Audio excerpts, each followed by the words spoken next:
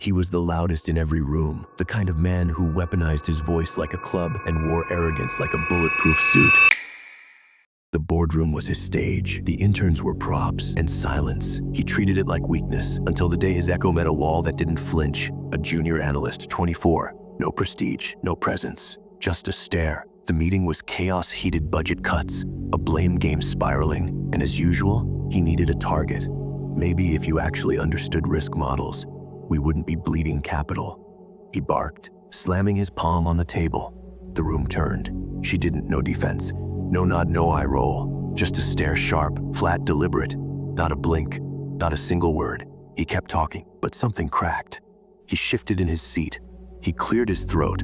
He even laughed nervously. Why the hell wasn't she reacting? That's when it began, the ego freeze. Within 90 seconds, his volume dropped by half.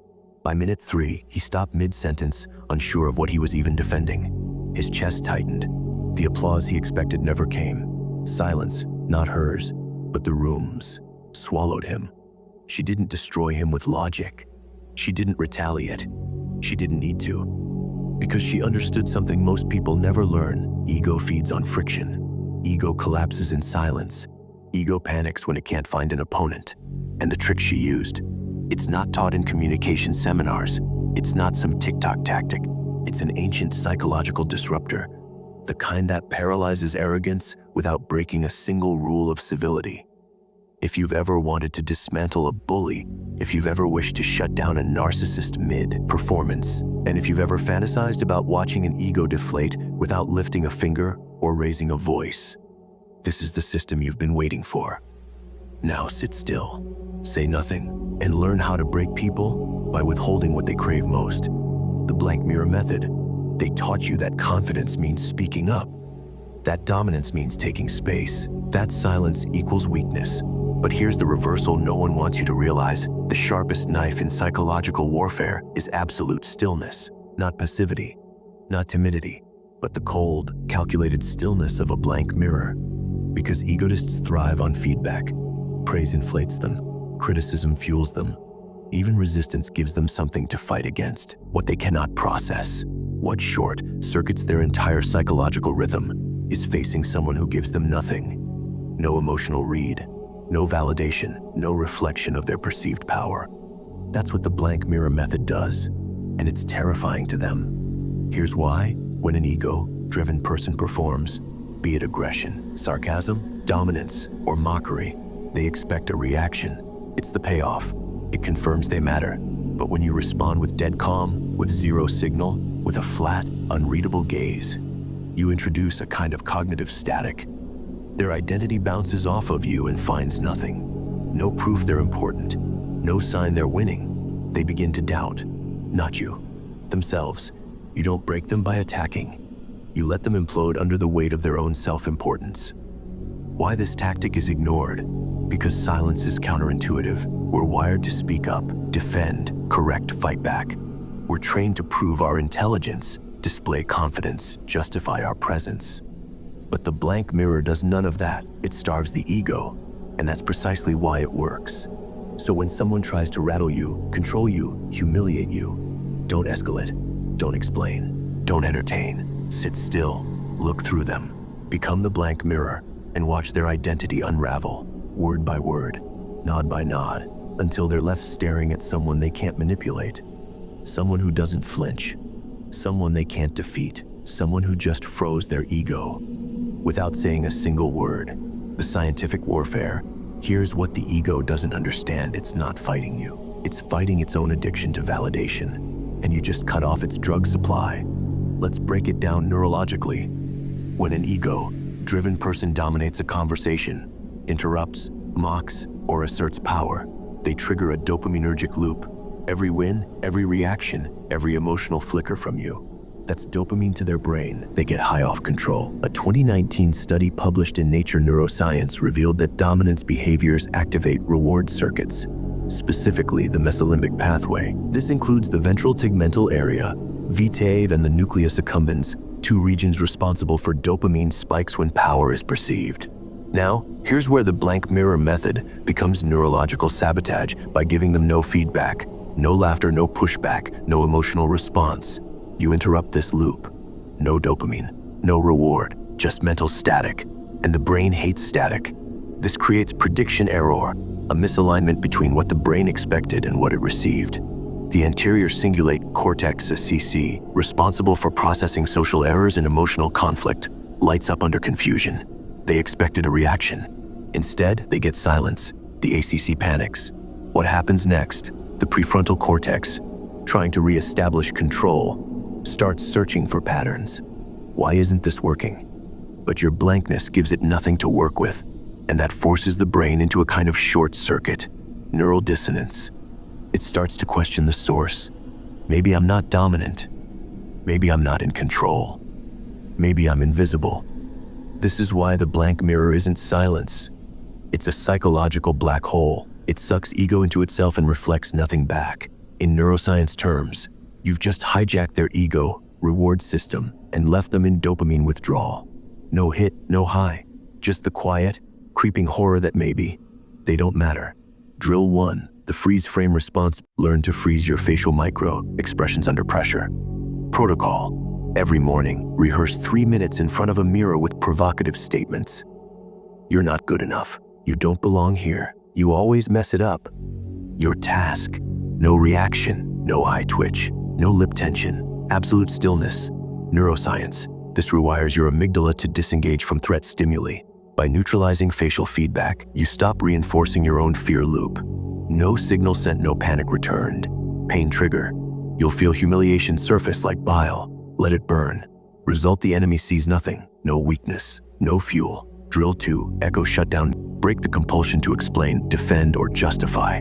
Choose 3 interactions per day to answer only with silence or a neutral nod, especially when accused, misunderstood, or baited. Neuroscience: the default mode network in your brain, linked to self-reflection and social processing, craves narrative closure. By denying response, you force the brain into neuroplastic discomfort, a rewiring moment. Pain trigger: you'll itch to clear your name. That's your ego dying. You become unreadable, mysterious, dangerous. Their mind fills in your silence with fear. Drill 3, the void stare. Disrupt dominance plays with eye contact silence. When someone tries to dominate you with volume or authority, lock eyes for 5 seconds. Say nothing. Blink once. Look away slowly. Extended eye contact triggers activity in the superior temporal sulcus, responsible for processing intent. Your still gaze scrambles their internal social decoder. They can't categorize you. That's unsettling. Holding the gaze feels like standing naked in fire. You become an emotional disruptor, a glitch in their power script. Drill 4, neural rejection fasting. Starve yourself of validation. Build internal reward circuits. Protocol: 1 day per week, no social media, no compliments, no performance updates. Write nothing. Post nothing. Receive nothing. Neuroscience: you deactivate the brain's social dopamine loop, forcing reward pathways to re-anchor internally to ventromedial prefrontal cortex development. This is neural sovereignty. You'll feel invisible, insignificant. That's the withdrawal phase. When attention doesn't seduce you, no one controls you. Drill 5, cortical kill zone. Place yourself in high ego environments and practice full blank mirror mode. Go to one place weekly where egos inflate. Networking events, toxic family dinners, high status gatherings. Speak only when asked. Answer only in complete neutrality. Reward yourself only afterward in private. This forges cortical resilience. Your prefrontal cortex builds resistance to social pressure. The more you resist reaction, the stronger your neural shield. You'll feel like an outsider. But outsiders are ungovernable. You develop psychological anti-fragility. The more pressure, the colder you become. Conclusion of training phase: you've just weaponized the absence of emotion. You're no longer a responder. You're a tactical absence, a psychological dead zone where egos go to die. Forge the blank mirror method into a life-altering ideology: cold, rare, untouchable. This isn't a tactic, it's a transformation of species. You were taught to respond to disrespect, to justify your pain, to explain your existence. But every time you react, you hand your spine to the enemy and beg them to break it gently. The blank mirror doesn't reflect the world. It erases it. This is not silence. It is a surgical absence so sharp it cuts through the ego of others like a blade no one sees coming. To be unreadable is to be uncontrollable. To show nothing is to force the world to project everything onto you. You become their guilt, their fear, their fantasy. But you are none of it. You are the null point. The paradox. Your absence becomes your presence. The less you react, the more they obsess. The less you reveal, the more power you hold. Comfort is the killer of cognition. Validation is the virus of vulnerability. And silence is the storm no one survives. This is now your code. When they scream, I stare. When they demand, I disappear. When they expect, I evaporate. You don't win by fighting. You win by making the battlefield invisible. The results, before the blank mirror, you were predictable. Every insult hit its mark. Every interruption stole your voice. Every room you entered decided what you were worth before you even opened your mouth. You were transparent, easy to read, easy to break. Your thoughts were cluttered. Brain fog 62%, reduced focus under pressure. Heart rate spikes in conflict.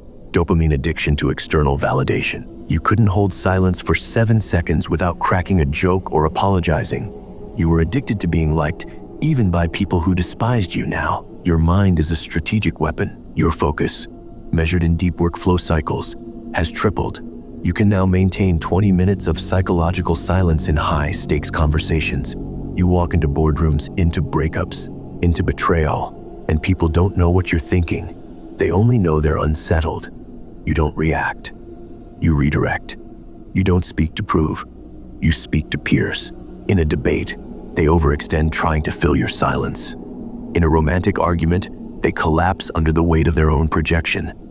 In leadership, you no longer command attention. You drain oxygen from the room without trying. Your IQ didn't jump 20 points, but your situational intelligence, your ability to see through noise and control emotional gravity, became lethal. You don't intimidate by raising your voice. You terrify with your stillness. Your nervous system doesn't flinch at disrespect. It analyzes it. You are no longer a participant in social chaos. You are the axis around which the chaos spins. This wasn't self-improvement. This was identity transmutation. You are not liked. You are remembered, not as someone who talked back, but as someone who never needed to. 7. The 4-week training blueprint. This isn't motivation. It's initiation. A 4-week reconditioning schedule designed to shatter ego, dependence, and rewire how your brain handles social power. Week 1. Sensory deprivation rituals. Strip the noise. No background music. No filler conversations. No phone in the first and last 60 minutes of your day. Goals starve your dopamine receptors. Create silence so uncomfortable it reveals how loud your ego is. Most people relapse here. They mistake discomfort for danger. Don't. Pain is just your ego throwing a tantrum. Let it scream. You don't flinch. Week 2. Silence pressure conditioning. This week, you start weaponizing stillness. In meetings, speak 60% less than usual. In conflict, hold eye contact and let the other person speak first, even if it burns. Daily drill. 7-minute silent stare, mirror, or public spaced. No expressions, just still presence. Neurological benefit. Trains the ACC's anterior cingulate cortex to override the need to resolve discomfort. Your brain stops seeking escape. It starts seeking leverage. Week 3. Pattern deconstruction. Time to hunt your auto responses. Notice where you laugh to disarm tension. Track every moment you say, sorry, when you mean stand back. Write a daily log of ego reactions. What triggered them, what they cost you. Mistake to avoid. Don't shame yourself. Observe. Don't identify. This isn't about guilt. It's about recon. You're building a map of your mental weaknesses. Week 4. Cognitive rewiring under fire. Now you apply. Step into ego, triggering situations on purpose. Disagreements, rejections, public silence. Use your new tools to hold silence, slow down breath, delay reaction by 5 seconds. Practice micro refusals. Say no once daily without explanation. This week, your neural pathways begin to flip. You no longer chase safety. You chase control. Your identity isn't the mask anymore. It's the force behind the mask. Outro. The final code. You didn't just learn a tactic. You dismantled your addiction to being understood. You used to speak to prove you existed. Now your silence forces others to question their own. This isn't charisma. It's presence distilled into pressure. And the weak feel it as threat. You've rewired what most people protect, the illusion that they must defend themselves at all times. But defense is noise, and noise is weakness. Let them panic to fill the silence. Let them dance around their egos. You are the wall, and power always belongs to the one who speaks last, not the loudest. You asked how to freeze someone's ego. Now you understand. you don't do it. You become the stillness that exposes the storm inside them. And if you still crave attention, you're not ready for precision. Stay dangerous. Stay quiet.